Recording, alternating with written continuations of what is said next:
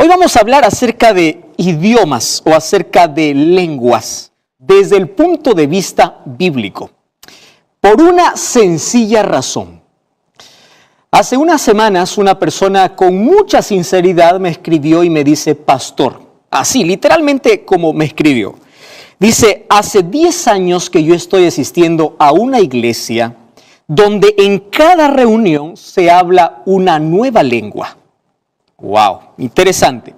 Por más que yo intenté hablar durante toda esta década, todos estos 10 años, no he podido hablar una nueva lengua.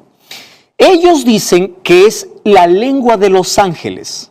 O es un idioma o es una lengua que solamente puede hablar alguien que está lleno del Espíritu Santo. Y ella me escribía su malestar diciendo, durante 10 años nunca sentí la presencia del Espíritu Santo, me siento rechazada por Dios, me decía esa persona. ¿Por qué? Porque siento que el Espíritu Santo no me posee, no entra. Veo cómo todos pueden hablar lenguas, pero yo no hablo lenguas. Entonces yo empecé a conversar con ella sobre muchos aspectos importantes, pero puede ser que este sea el caso tuyo o de alguien que conoces, así que dedícale este programa y juntos vamos a ver no lo que yo pienso, sino lo que la Biblia dice sobre el hablar lenguas en la Biblia. ¿Estás preparado? Primero, hablar lenguas se atribuye a una acción directa del Espíritu Santo. Hoy vamos a hablar que sí fue una acción directa en un momento específico de la historia, solo que primero tenemos que revisar 2 puntos importantes. Primero, hay personas que dicen que cuando una persona es bautizada por el Espíritu Santo, tiene que sí o sí hablar lenguas. Y aquel que no habla lenguas no ha sido tocada ni bautizada por el Espíritu Santo. ¿Será eso verdad? ¿Cómo es posible que el ser humano pueda reducir la acción del Espíritu Santo a hablar lenguas? Vamos a ver entonces qué dice la Biblia. Vamos al libro de San Juan capítulo 14. Me encanta lo que Jesús dijo acerca del Espíritu Santo. Vamos a ver si la función principal del Espíritu Santo es que el ser humano pueda hablar lenguas. Juan 14, 26. Dice así, el Consolador, el Espíritu Santo, a quien el Padre enviará en mi nombre, Él os enseñará todas las cosas y os recordará todo lo que he dicho. ¿Cuál es la principal labor del Espíritu Santo? Enseñar y guiar a toda la verdad. Mira lo que dice el capítulo 16, versículo 13. Préstame atención. Dice así, cuando venga el Espíritu Santo, por si no quedó claro, aquí repite Jesús y dice así, Él os guiará a toda verdad, porque no hablará por su propia cuenta, sino que hablará lo que oyere y os hará saber las cosas que habrán de venir. Cuando Jesús habló de la venida del Espíritu Santo, en ningún momento habló que su principal función era que la gente o los cristianos puedan hablar lenguas. ¿Cuál es la función específica del Espíritu Santo? Vamos al versículo 9, versículo 8. Cuando Él venga, convencerá al mundo de pecado, de justicia y de juicio. Vamos a repasar brevemente este asunto, porque si comprendemos esto, vamos a entender perfectamente lo otro. Mira, la labor del Espíritu Santo es convencer de pecado. El ser humano no puede convencer a nadie. Nadie puede hacer ver la realidad, la condición en la cual vive, a menos que el Espíritu Santo no toque esa vida. Número 2, la función y la misión del Espíritu Santo es guiar al ser humano a toda verdad. Y la verdad es la palabra de Dios. Juan 17, 17, santifícalos en tu verdad, porque tu palabra es verdad. ¿Qué más puede hacer el Espíritu Santo? Número 3, transformar el carácter del ser humano a la imagen de Dios. Porque por causa del pecado, este carácter se deformó, se deterioró. Y la misión del Espíritu Santo es moldear, es poder trabajar, es poder transformar en la persona que acepta vivir bajo su influencia. Número 4, la función del Espíritu Santo es sacar la venda de los ojos. Por eso en Apocalipsis capítulo 3, Jesús dice, unge tus ojos con colirio para que veas. El colirio representa al Espíritu Santo. ¿Qué significa eso? El Espíritu Santo me hace ver mi condición, me saca de la oscuridad y me lleva a la verdad. ¿Qué verdad? A la palabra. El Espíritu Santo es mi consolador, es mi profesor porque me guía, me enseña, me lleva al conocimiento de una verdad completa. Porque la verdad nos liberta, así dijo Jesús. Entonces el Espíritu Santo nos lleva a Cristo, nos lleva a la Biblia, nos lleva a vivir una vida en armonía con Dios. Y una misión más del Espíritu Santo es que equipa a la iglesia dando diferentes dones para que el Evangelio pueda ser predicado. Efesios capítulo 4 habla que el Espíritu Santo entrega a cada cristiano un don diferente. ¿Cuál es el propósito? De que la iglesia pueda predicar. ¿Correcto? Entonces, por lo menos estas 5 funciones, hay muchas otras, pero son las principales, a lo cual es la misión del Espíritu Santo aquí en esta tierra. Ahora, préstame atención. Ahora hay muchos que dicen, el Espíritu Santo tiene que hacerme hablar en lenguas. Entonces, algunos disimulan, intentan, aprenden. Hay alguien que escuché, dice, pastor, es solamente dejarse llevar, abrir la boca y decir lo que sea. ¿Por qué? Porque si yo no hago eso, yo no me siento espiritual. Siento que me falta fe. Siento que el Espíritu no está en mí. Tú sabes que se hizo un estudio sobre las personas que hablan este tipo de lenguas, voy a colocar entre comillas, sobre si realmente era un tipo de comunicación. Y el estudio que se hizo en una universidad en los Estados Unidos llegó a esta conclusión. El hablar lenguas en algunas denominaciones no se activan las áreas cerebrales del lenguaje, así es que no es una forma de comunicación. Mientras no se active las áreas cerebrales del lenguaje, no hay ningún motivo para decir es la manera como me comunico con Dios. Sin embargo, por allí alguien me mostró un texto que está en el libro de Marcos, capítulo 16, versículo 17, y este texto dice así, préstame atención, estas señales vendrán a los que creen, dice, en mi nombre expulsarán demonios y hablarán nuevas lenguas. Entonces alguien me dice, pastor, aquí está, yo hablo lenguas, ¿por qué? Porque aquel que cree en Jesús tiene que hablar nuevas lenguas. Préstame atención, los evangelios fueron escritos no en español, fueron escritos en griego, y griego koiné. Entonces, hay palabras que tenemos que ir al vocabulario original. Por ejemplo, la palabra nuevo hay dos palabras que definen la palabra nuevo. Es la palabra neos y la palabra kainos. Préstame atención acá.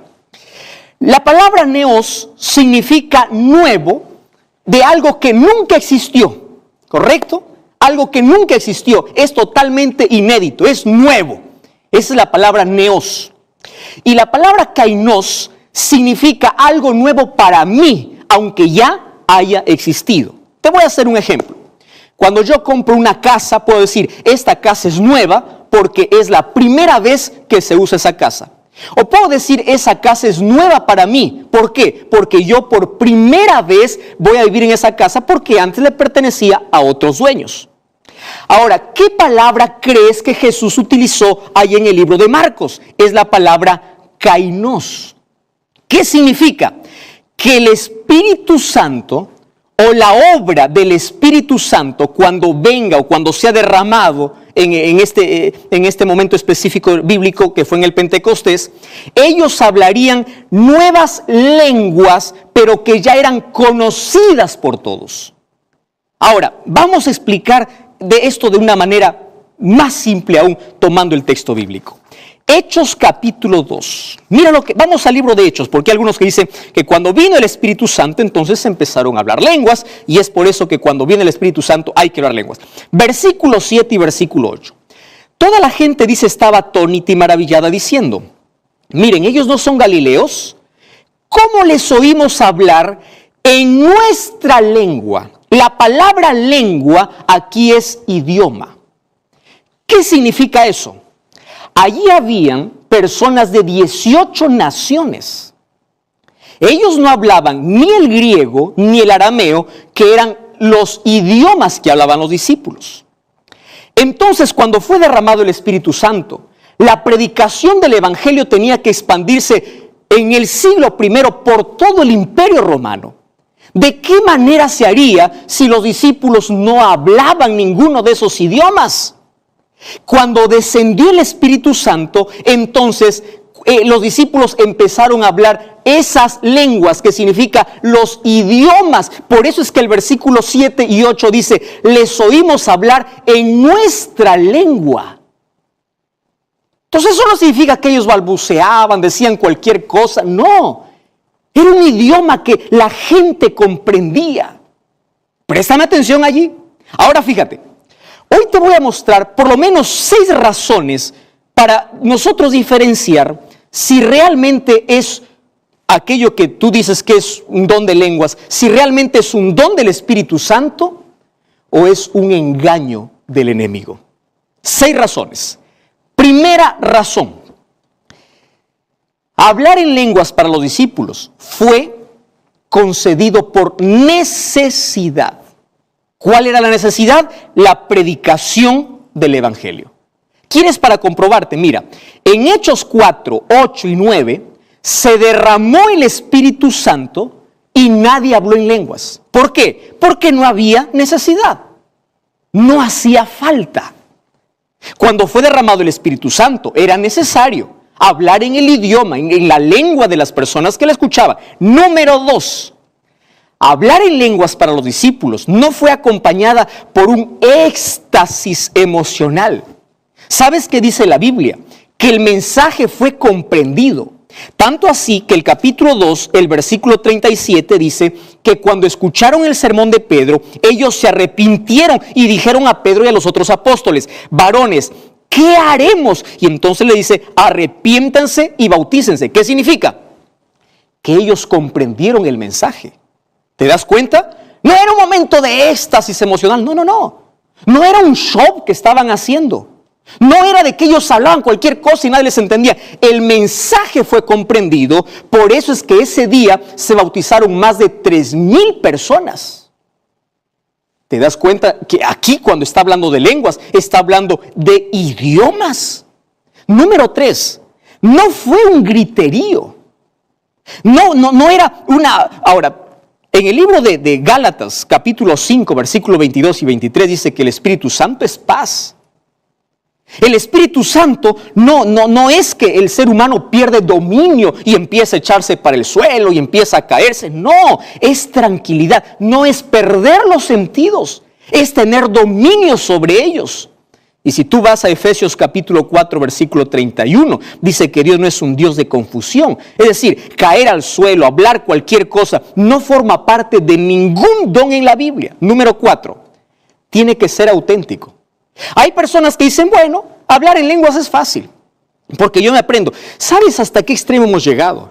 Yo fui a YouTube y allí coloqué cómo hablar en lenguas. Y hay pastores carismáticos que salen y enseñan cómo hablar lenguas. ¿Tú puedes creer que eso puede ser un don del Espíritu Santo? Algo que es fingido, algo que no viene de parte de Dios. Ahora, dice, tienes que abrir la boca y tienes que repetir más o menos estas expresiones. Querido, si no sirve ni para ti que lo hablas, ni para quien te escucha, es decir, no le sirve para nadie, ¿cómo va a venir de Dios? El Espíritu Santo no está para hacer shows, el Espíritu Santo está para llevar a la gente al arrepentimiento. Y mira lo que dice el libro de Primera de Corintios, capítulo 14, versículo 28, préstame atención, dice así, versículo 27, si alguien habla en lengua extraña, esto sea por 2 o más y por turno para que alguien lo interprete. Quiere decir que si alguien va a hablar lenguas, tiene que haber intérprete. Y si es intérprete, quiere decir que es una lengua conocida. O decir, es un idioma. Versículo 28. Y si no hay intérprete, cállese. Interesante. Vamos a imaginar que yo vengo hoy aquí y voy a hablar para ti en inglés. Allí mis amigos americanos van a estar felices que yo predico en su idioma, pero tú, entonces yo me callo. El mensaje pretendo que pueda llegar para ti en el idioma que tú entiendes. Ahora, en un momento Dios puede usar a cualquier persona y darle el don de lenguas cuando sea necesario para edificar o para predicar el Evangelio. Ahora te pregunto, ¿para qué el Espíritu Santo va a hacer hablar lenguas si ni edifica ni sirve para la predicación? Entonces, eso no puede ser llamado un don del Espíritu Santo. Número 5. Si no edifica y no predica, entonces no puede ser un don. Y número 6, Dios no da el mismo don para todos. ¿De dónde viene la idea de que todos tienen que hablar lenguas? Mira lo que dice el libro de Primera de Corintios, capítulo 12, versículo 11. Dice que el Espíritu reparte a cada uno el don como Él quiere. Pastor, pero a mí me han dicho que la evidencia del Espíritu Santo es hablar lenguas. No, querido. Gálatas capítulo 5, versículo 22. Dice que la evidencia del Espíritu Santo, ¿sabes qué cosa es? Que tengas los frutos del Espíritu. En lugar de hablar lenguas, es controlar tu lengua. ¿Cuáles son los frutos del Espíritu Santo? Amor, gozo, paz, paciencia, benignidad, bondad, fe, mansedumbre. Pastor, ¿cómo el Espíritu Santo vive en mi vida? Te voy a mostrar, mira, 2 textos. El libro de San Juan, capítulo 16, versículo 13, dice que el Espíritu Santo nos guía a toda la verdad. Quiere decir, ¿cómo vive el Espíritu en mí? A través de la palabra de Dios. ¿De qué manera el Espíritu Santo está en mi vida? Cuando mi vida está en armonía con la palabra de Dios. Y mira otro texto, Primera de Juan, capítulo 3, versículo 24. Me encanta este texto. Allí dice, el que guarda sus mandamientos permanece en Dios y Dios en él. Y en esto sabemos que Él permanece en nosotros por el Espíritu Santo que nos ha dado. Entonces, ¿cómo el Espíritu Santo vive en mí? Cuando Él reproduce, y la evidencia es los frutos del Espíritu, amor, gozo, paz, paciencia, benignidad, bondad, fe. Esa es la evidencia. ¿Cómo sé que el Espíritu Santo vive en mí? Cuando me guía toda la verdad, que es la palabra de Dios. Y cuando yo guardo sus mandamientos, así dice Primera de Juan 3:24. Entonces, querido, tú tienes que salir del griterío. La verdad está por encima de cualquier religión. Yo tengo en la Biblia muchos ejemplos de hombres que fueron llenos del Espíritu Santo y nunca hablaron lenguas. Jesús, por ejemplo. María, Elizabeth, Juan el Bautista. Hombres y mujeres llenos del Espíritu Santo y nunca hablaron lenguas. El don de lenguas es un don especial que Dios da. Y cuando dice el don cuando hablamos de don de lenguas, estamos hablando de que Dios capacita. ¿Para qué? Para que el evangelio pueda llegar. Tú puedes decir, tengo el don de lenguas, cuando tú empiezas a hablar un idioma que otra persona puede entenderte. Y yo puedo hablarte muchos textos bíblicos mencionando de que aquello que muchos llaman espiritualidad, aquellos que muchos llaman que el Espíritu Santo desciende y cae sobre ellos, no es más que un show de distracción, donde no se abre la Biblia, donde no se predica la palabra. La gente llega vacía, sale vacía, porque no se edificó ni él, ni edifica a nadie más. Es hora de salir de la confusión.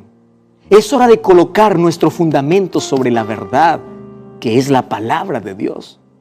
Yo conozco gente muy sincera, y tú eres muy sincero, y tú crees que lo que estás haciendo es correcto. Sin embargo, hoy te invito a revisar la palabra de Dios. Tú sabes de dónde vino todo este movimiento de hablar lenguas, de hacer shows, milagros y todo. Fue en el siglo XX, a comienzos del siglo XX. En la Escritura no había esos shows de pastores que tiran allí su terno y la gente cae. De gente que empieza a hablar y no sabe ni lo que dice. Querido, eso no viene de Dios, porque Dios es un Dios de paz, no es un Dios de confusión. Y hoy te invito a revisar tus creencias y a colocar tu fe no en una religión, sino en la palabra de Dios. ¿Quieres hacerlo? Yo quiero orar por ti. ¿Podemos orar juntos? Querido Dios, hay tantas personas sinceras que están escuchando este mensaje. Personas que hoy comprenden a la luz de tu palabra que es momento de fundamentar nuestra creencia en tu palabra. Y la función del Espíritu Santo es llevarnos al conocimiento de la verdad. Es hablar a nuestro corazón, transformar nuestra vida, producir frutos para vida eterna. Y hoy queremos ser guiados por tu Santo Espíritu, pero no bajo espectáculos ni shows, sino bajo tu palabra, Coloca nuestra vida en armonía con tu ley y con tu santa palabra. Por eso nos entregamos a ti para vivir bajo la influencia del Espíritu Santo. En el nombre de Jesús. Amén. Gracias por acompañarme. Te invito a visitar una iglesia adventista del séptimo día. Y recuerda que la verdad te da libertad y te prepara para la eternidad. Hola mi amigo, hola mi amiga. Gracias por permitirnos cada semana ingresar allí a casa, estar allí juntos para poder comprender un mensaje que viene directamente de Dios para nuestro corazón, para nuestra vida. Este es un mensaje que viene del cielo. Y digo del cielo porque hoy vamos a hablar de algo que realmente nos importa. Todo lo que está escrito en la Biblia es para nuestro bienestar, es para nuestra vida. Pero hoy quiero hablarte de algo que todo el mundo considera un tesoro. Seas cristiano, seas ateo, seas agnóstico, seas panteísta, seas lo que seas, creas en lo que creas, tenga la filosofía que tengas. Hoy te voy a hablar de un tema que nos involucra a todos y todo el mundo está interesado. Ya que desperté tu curiosidad, hoy quiero hablar de cómo nosotros poder tener una mejor salud, una mejor vida. ¿Qué harías tú si es que Dios te diese la oportunidad de poder escribir o describir cuánto tiempo tú deseas vivir sobre la tierra? Yo estoy seguro que más de uno allí escribiría: yo quiero vivir eternamente, porque el deseo de eternidad lo tenemos en el corazón. Somos hechos a imagen y semejanza de Dios. Cuando Adán salió de las manos de Dios, salió para vivir eternamente. Entonces, en nuestro corazón hay un deseo de nunca morir. Ahora, ¿cuánto daríamos los seres humanos para poder vivir un día más, una semana más, un mes más? Estoy pensando en aquellas personas que los médicos le dijeron solamente tienes 30 días de vida o solo 90 días. Esos 90 días tratan de pasarlo bien, de sonreír, de disfrutar de la vida, de buscar a Dios, de ir a la iglesia, de estar bien con la familia, de estar con el corazón limpio, con el corazón sin rencor, sin resentimiento. Ahora te imaginas si todos los días de nuestra vida nosotros viviéramos así. Cuán bello sería, ¿verdad? Maravilloso. Sin embargo, hoy te quiero hablar de cómo realmente nosotros podemos postergar nuestra muerte, podemos postergar nuestro funeral.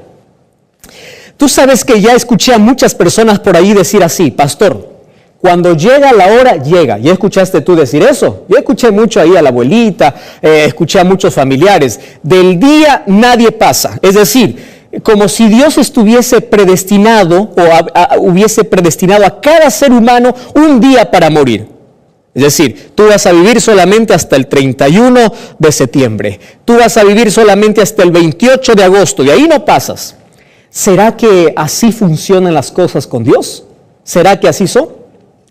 Y es por eso que hay muchas personas que, en base a ese pensamiento, esa filosofía que tienen, dice: bueno, entonces hay que vivir, hay que disfrutar, hay que comer lo que se pueda, hay que disfrutar la vida cada minuto, porque nadie pasa del día que está predestinado. Y hoy quiero decirte que eso no es verdad. Dios no predestina un día para que tú puedas morir. No, la muerte es verdad que llegó como consecuencia del pecado. Sin embargo, hoy quiero explicarte cómo nosotros podemos vivir aún un poco más. A ver, no cambies el canal. Ahora te voy a explicar, porque esto puede parecer locura, lo que yo te estoy mencionando en este momento.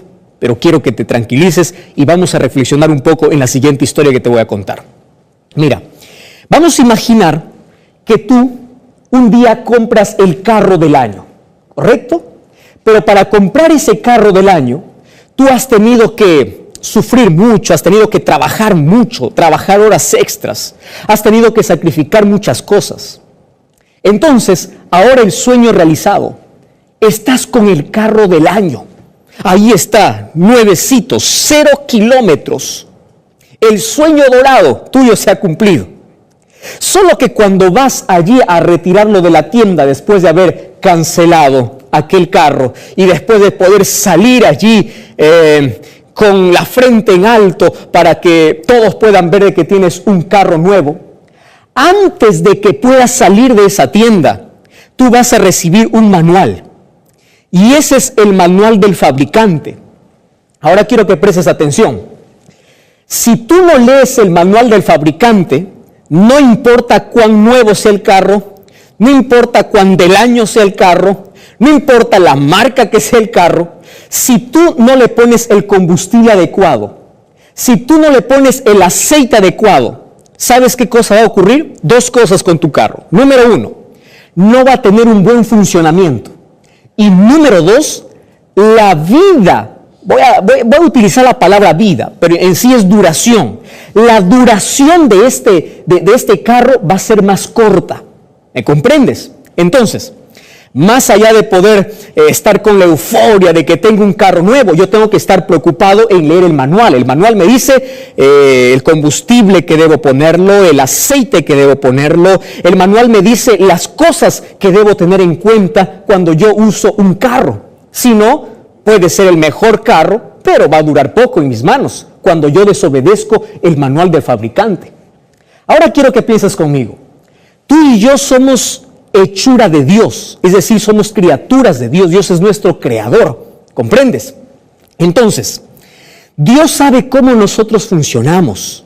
Dios sabe cuál es el mejor combustible. Voy a usar esa palabra combustible porque estoy usando la ilustración del carro. El mejor combustible con el cual nosotros funcionamos.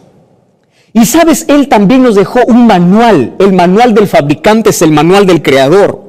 Y ese manual se llama Biblia, se llama Palabra de Dios.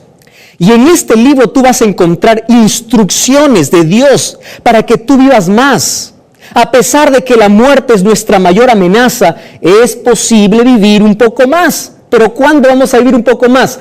Cuando nosotros leamos este manual del fabricante. Porque aquí Dios está interesado en mi salud, porque Él es mi creador. Mira lo que dice el libro de 3 de Juan, versículo 2. Dice así: amado, yo deseo que seas prosperado en todas las cosas y que tengas salud. Mira, eso dice mi Biblia y tu Biblia también, tú puedes leer conmigo. Que tengas salud, es decir, el deseo de Dios es que tengas éxito en la vida, es que te desarrolles en todas las áreas. Pero ahora, acompáñame en el pensamiento. ¿De qué sirve haber alcanzado tantos logros en la vida cuando pierdes la salud? ¿De qué sirve? De nada, ¿verdad? Entonces el deseo de Dios es: quiero que prosperes en todas las cosas, que crezcas en todas las áreas de tu vida, pero quiero que conserves o quiero que tengas salud. Correcto, entonces el deseo de Dios es que tengas salud. Pero Él no nos dijo consigue la salud como quieras, no. Aquí en la palabra está el estilo de vida que tú y yo debemos tener, cómo debemos vivir, qué debemos comer, querido. Y esto no es fanatismo, esto no es legalismo, esto es vida, esto es salvación. ¿Comprendes? Ahora mira. Hay muchas personas por allí que piensan así: algunas religiones, algunas iglesias dicen que hay que comer esto y hay que comer lo otro. Esos fueron cosas para los judíos, esos fueron cosas para el pueblo de Israel. Querido, quiero que entiendas algo. La palabra salvación tiene que ver con una salud completa. ¿Entiendes? Entonces, no puede existir salvación si es que no hay paz mental, si es que no hay seguridad en la salvación, seguridad espiritual, y si es que no hay salud física. Es decir, la salvación afecta toda mi vida, y si afecta toda mi vida, entonces también afecta mi salud. Y si Dios está interesado en mi salud, entonces en su palabra también me dice qué debo comer y qué cosa no debo comer. ¿Entiendes? Entonces, quiero que este concepto tú lo puedas tener presente a partir de este momento. La salud no es fruto de la casualidad. No, querido. No. No es que, yo tengo salud porque puedo hacer lo que quiero en la vida. No. Salud no es resultado de la casualidad. Ahora te voy a dejar dos conceptos que esto pueda quedar totalmente claro en nuestro pensamiento. Mira, primer concepto. El primer concepto es: salud es recompensa y enfermedad es consecuencia. ¿Aprendiste? Vamos a repetir los dos, ¿ya? Esta mano derecha, levanta tu mano tu mano derecha va a representar la salud y la mano izquierda va a representar la enfermedad. ¿Estás conmigo? Estamos juntos. Salud es igual a recompensa. ¿Está bien? ¿Esto qué es? Enfermedad. Enfermedad es igual a consecuencia. Muy bien. Entonces, te voy a explicar. Salud es igual a recompensa ¿de qué? Es la recompensa de ser fiel a los principios que Dios nos dejó. La salud es una recompensa. Deuteronomio capítulo 28 dice, si oyeres atentamente la voz de Jehová tu Dios, entonces vendrán sobre ti estas bendiciones. Y está incluyendo, ¿sabes qué cosa? La salud. ¿Te das cuenta? ¿Y qué cosa es la enfermedad? La enfermedad es la consecuencia a la desobediencia de las leyes que Dios estableció para nuestra salud. ¿Sabías tú que el 80% de enfermedades tiene que ver con nuestros malos hábitos? Con la falta de sueño, con la falta de ejercicio, con la falta de agua, con la falta de sol, con la falta de aire puro, con la falta de esperanza. ¿Sabías que el 80% de enfermedades, aquello que acelera nuestra muerte, tiene que ver con nuestros hábitos, con nuestra vida? Es por eso que la Biblia me dice qué cosa debo comer y qué cosa no debo comer. Es por eso que en la Biblia nosotros encontramos, hablando de alimentación y adoración, 3 tipos de alimentos. ¿Estás atento? 3 tipos de alimentos. Entonces te voy a hablar de esos 3 tipos. Primero, el primer tipo es el alimento recomendado. ¿Está bien? Alimento recomendado. El segundo tipo de alimento es el alimento prohibido. Y el tercer tipo de alimento es el alimento permitido. Voy a repetir una vez más. ¿Cuál es el primer tipo de alimento? El que Dios lo dio, el recomendado. El segundo es el permitido y el tercero es el prohibido. Ya te dije que esto tiene que ver con adoración. También adoramos cuando comemos. Pastor, ¿cuál es el alimento recomendado? Pues el que Dios dio al hombre. Entonces vamos a ver lo que dice Génesis capítulo 1, versículo 29, para encontrar allí cuál es el alimento que Dios dio al ser humano.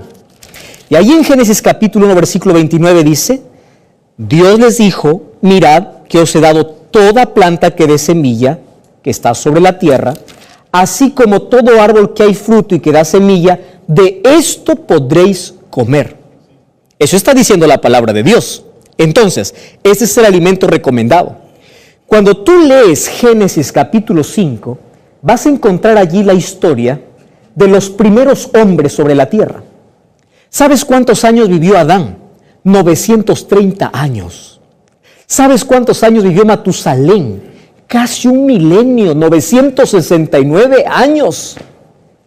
Y uno ahí se pregunta y dice, ¿por qué estos hombres vivieron tantos años, tanto tiempo, a pesar de que el pecado ya había entrado? ¿Cómo es posible que estos empezaron a postergar sus funerales, verdad? ¿Por qué vivieron tanto tiempo? Porque ellos estaban bajo el alimento recomendado por Dios. Mira, hoy no es novedad hablar de este asunto. Antes era una locura hablar de los alimentos, mientras más natural sea, más salud tienes. Ahora no. Tú vas a un sitio en internet, a un sitio serio, vas a una página, vas a lo que dice la Organización Mundial de la Salud. Te va a decir, mientras más natural consumas, es mucho mejor. Tu alimentación tiene que estar llena de frutas, de cereales, de legumbres, de verduras. Ahora, eso lo comprueba la ciencia. Claro, el ser humano ahora obedece porque la ciencia lo dice, pero tú sabes que eso Dios ya lo había mencionado en su palabra.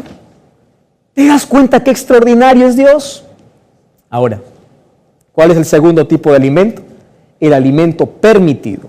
No es el recomendado, es el permitido. ¿Y cuál es el alimento permitido?